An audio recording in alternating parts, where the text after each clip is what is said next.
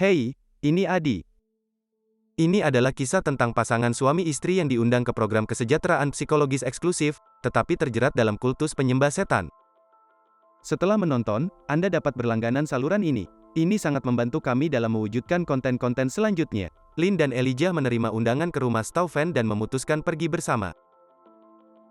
Elijah bercanda tentang dipanggil untuk terapi, tetapi Lin menjelaskan bahwa sebenarnya itu adalah program kesehatan mental eksklusif. Meskipun Elijah mengejek, Lin membela program itu dengan menyebutkan bahwa orang terkenal mendukungnya. Namun, Elijah ragu karena desas-desus tentang dokter aneh dan kerahasiaan para pasien.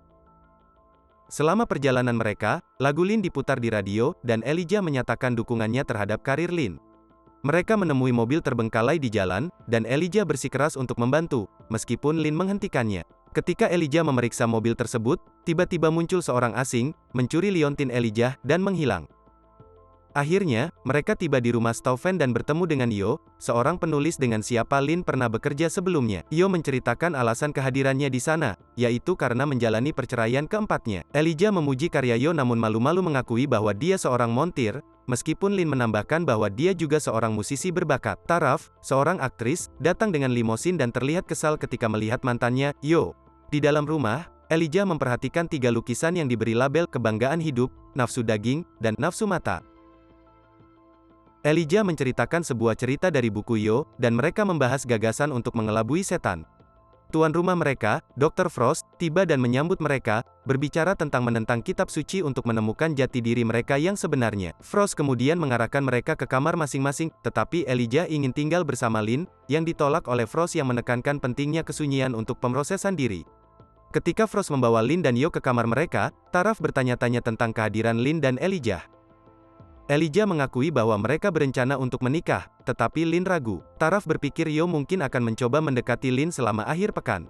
Sendirian di kamarnya, Elijah merenungkan hubungan mereka, melihat cincin pertunangan, dan akhirnya menjelajahi lift yang membawanya ke lantai misterius.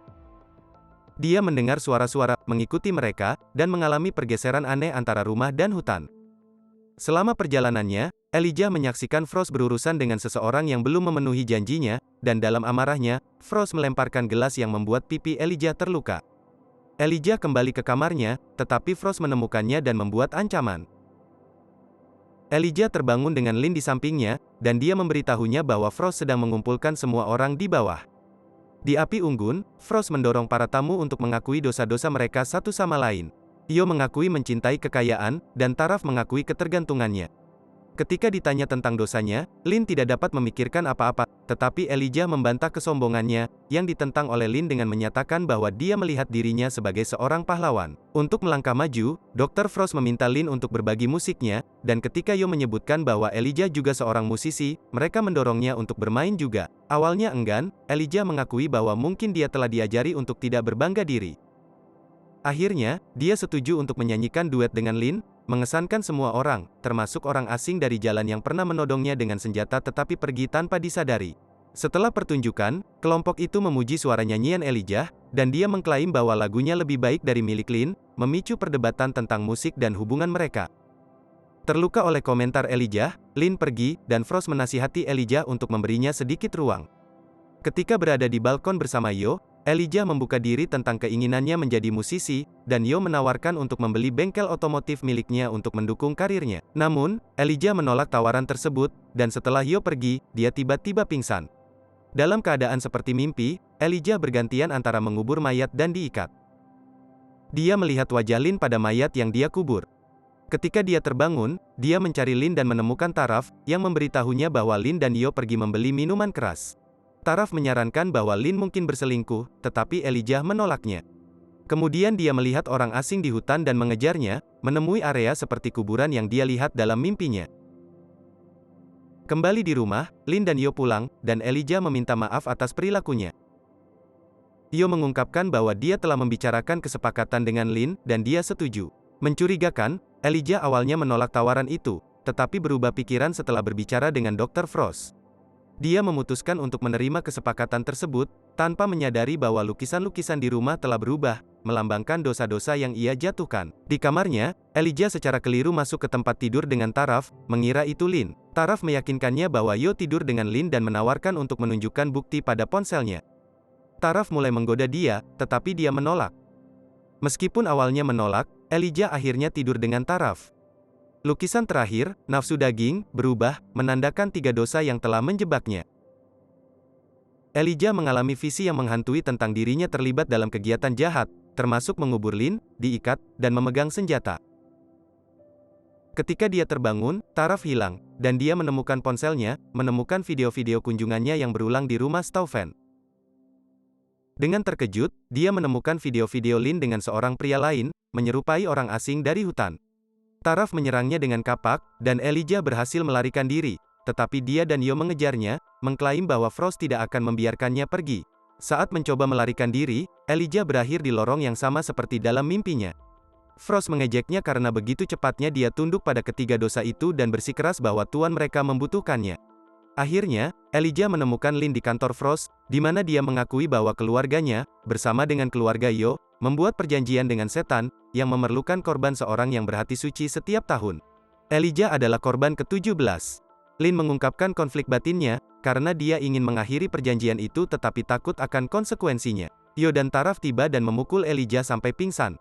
Mereka berencana untuk mengorbankannya di hutan seperti yang telah mereka lakukan dengan yang lain, tetapi Elijah memohon agar mereka tidak melakukannya. Ketika dia memberitahu Lin tentang cincin pertunangan yang dia beli untuknya, dia berubah pikiran dan memutuskan untuk melarikan diri bersamanya. Saat berlari, mereka mencapai tebing, dan Elijah menghadapi Lin tentang ketakutannya akan dia pergi ke neraka. Dia tidak tahan kehilangannya dan ingin menyelamatkannya. Lin merasa bersalah, merancang rencana untuk menyelamatkan jiwanya, mendorong Elijah untuk bersembunyi sampai tengah malam ketika pengorbanan harus terjadi, sehingga dia bisa bertahan. Namun, Elijah bertekad untuk menyelamatkannya dan menolak untuk meninggalkannya.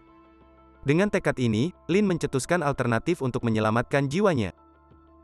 Ketika Taraf menginterupsi Lin, dia menyerangnya dengan brutal menggunakan kapak, meninggalkan Elijah dalam keadaan syok, mengalami kembali visinya tentang mengubur Lin. Akhirnya, dia keluar dari keadaan itu dan melarikan diri. Orang asing, Abe, menemukan Elijah dan membawanya kembali ke rumah. Abe berbagi pengalaman masa lalunya sebagai domba korban mereka dan bagaimana Lin membebaskannya, meskipun dia terjebak di hutan sejak saat itu, mengubur para korban yang mereka bunuh. Dia menyarankan kepada Elijah untuk menunda yang lain sampai saat terakhir dan kemudian menggunakan senjata untuk mengirim mereka ke neraka. Elijah panik saat Abe memberikan senjatanya. Elijah bingung tetapi mengarahkan senjata pada Abe sampai Taraf mendekat.